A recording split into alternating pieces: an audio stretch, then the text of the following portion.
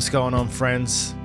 Dave here, the Lonely Clipper. And it's about time I checked in because there has been a lot going on in the land of the LA Clippers. My last few videos were a little bit of a downer, and I did actually feel bad about that.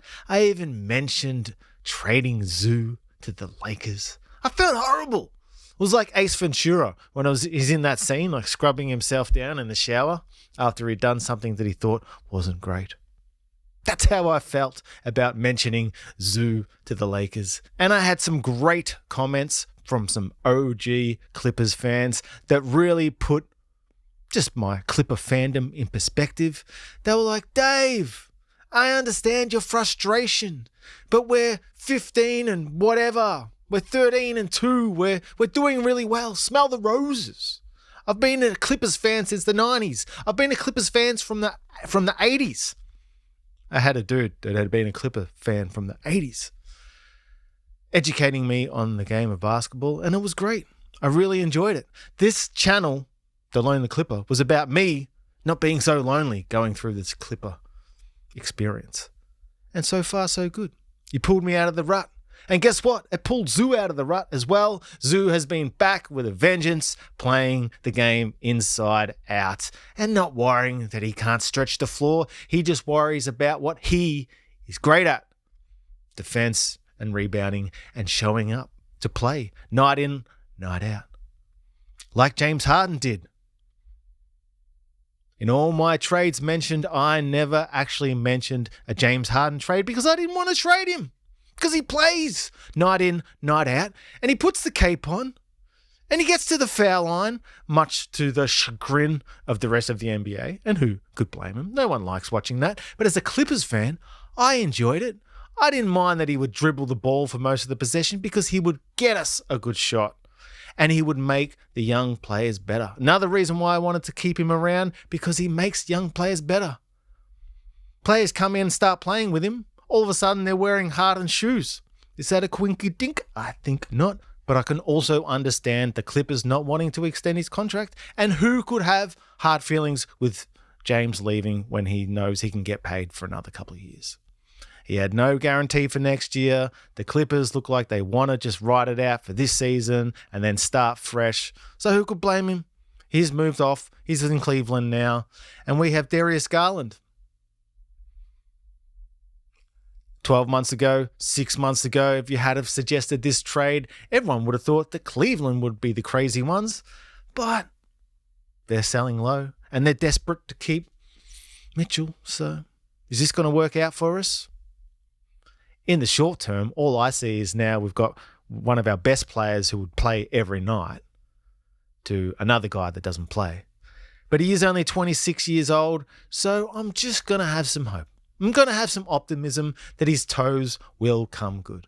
And we at least got a second round pick back from it because I do believe it's still worth having a swing at these second round picks. I don't think you should trade them. Just draft. You could end up with a Sanders. You could end up with a Jordan Miller. You never know. You could end up with a Nikola Jokic. You never know. I actually proposed a trade earlier in the year for Garland, but it was for Kawhi because A, I wanted to keep Harden.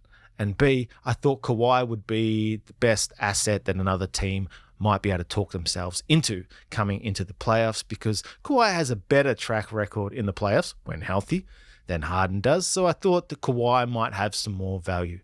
But with this aspirations thing hanging over his head, he didn't even get named as an All-Star. Is that because he could be out of the league in a little bit? Could he be suspended? His contract ripped up? No team wants to be stuck with a dead asset. We've seen what's happened with Miami and Rozier, that whole saga. You never know. A team doesn't want to trade for Kawhi, then get stuck with him. So I think we're stuck with him this year. I'm sure Kawhi was surprised when Harden wanted out, but they're all about the business. They're all about the dollars. He wouldn't begrudge him. No one begrudges him. And I hope the Clipper Nation does not boo Harden when he comes back because Harden was the one that ended up doing more than PG and Kawhi, in my opinion, in the long run, just because he showed up each night and played. And he was reliable and he got the whole team going. Before Harden was here, I don't know if you guys remember just having to watch PG and Kawhi whenever they were actually on the floor. trying to find their own shot. It was hard to watch. Then Harden came along and he was meant to team up with both of them, and he immediately started getting us going. I was not a fan of James Harden. I was sort of spewing. I thought the 28 unprotected pick we gave up for Harden was brutal. It still might be. I tell you what, Harden leaves a trail of destruction wherever he goes, doesn't he? It'll be 2 years out after he's left and he's still giving up picks that you traded to get him, and they're unprotected and they look good. But hey, I thought he saved Steve Ballmer and Al Frank a lot of embarrassment, because this year and last year we should have been at the bottom of the ladder. So that's what we call it in Australia. We don't call it standings. We call it the ladder. We would have been at the bottom of the ladder handing over these picks to OKC right up the top. Still could happen. Still could be a disaster this year. But no, Harden put the cape on. When Kawhi wasn't there, when PG wasn't there, he was always there. He had Zoo going. He helped Zoo have one of the best seasons. Well, was Zoo's best season last year. That was thanks to Harden. So Garland, can you get your toes right, buddy? I'm rooting for you. I'm optimistic, Dave, now. Miller and Sanders have both been getting solid rotation minutes. That's something I was crying out for. Now finally moving on for Chris Paul, we at least have one roster space. We'll be able to sign up. One of them at least now, but surely we'll get both of them on there. Be prepared for a lot of dribbling from Jordan Miller. He sure takes his time with the ball sometimes, doesn't he? But his footwork is spectacular to watch. I could see him maybe as a Jalen Brunson type with a bit more height. Does he have the competitiveness that Brunson has? That's the question I'm not sure about, but we'll see. He's had the competitiveness to keep getting better.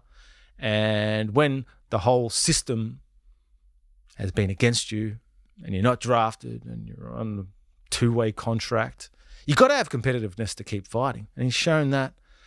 But will Ty Lue reluctantly keep playing younger players? Is Nita Hauser going to get more minutes? Anyway, it's a very interesting time. I don't know how I feel about it. I think I'm excited for something different. I'm excited that Garland's only 26.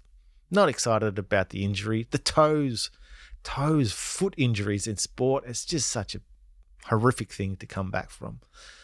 And when you've had the same sort of issues in both feet now, I'm just going to have to wait and see.